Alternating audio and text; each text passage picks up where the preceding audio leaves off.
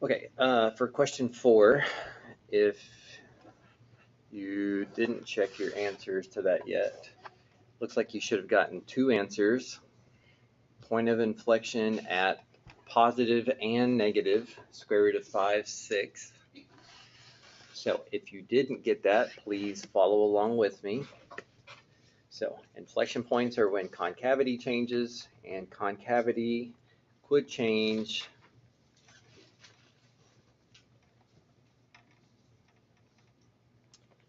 concavity could change when the second derivative is 0 or undefined.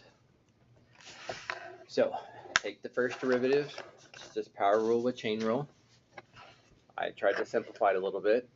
Second derivative, unfortunately, well, I say unfortunately. Actually, before I do second derivative, I'm going to do this a little differently.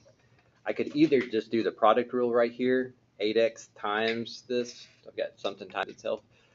I'm actually just going to distribute this though,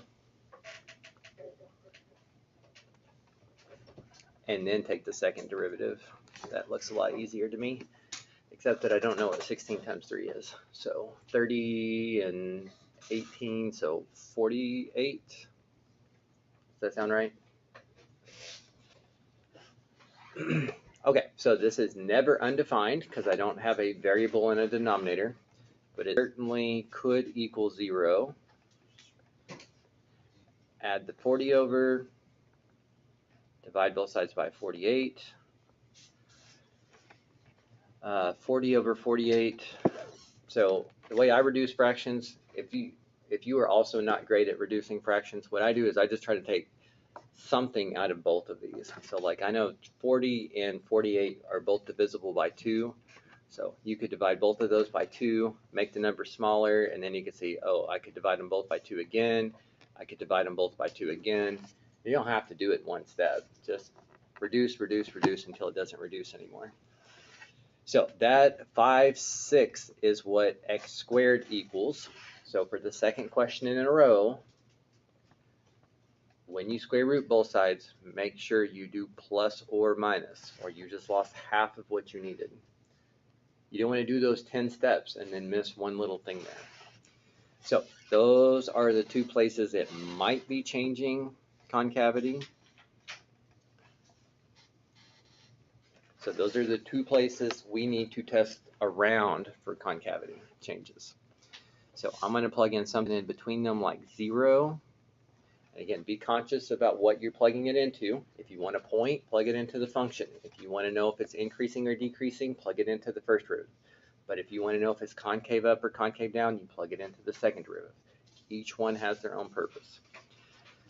So here's my second derivative up here. So 0 minus 40 would be negative. So when this is negative, this is concave down.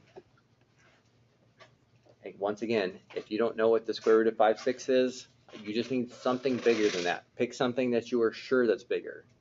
It doesn't matter. You can pick 1,000,000 if you want to, but I'll pick 10. If I plug in 10, I get a ginormous number minus 40, so that's definitely positive, concave up.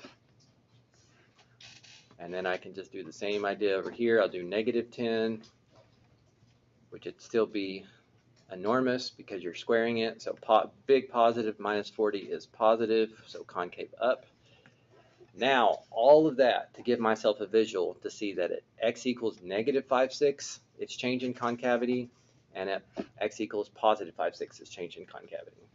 So on a free response, if it said find the inflection points and justify, I would say square root of 5/6 is an inflection point, because at that time, the second derivative switches from negative to positive. And then also negative square root of 5/6. And its justification is that the second derivative switched from positive to negative. You want to be careful. The justifications are completely opposite for these. So you don't want to say that these are your 2 inflection points and use the same justification. This one is an inflection point because the second derivative is going from negative to positive, and that's an inflection point because the second derivative is going from positive to negative.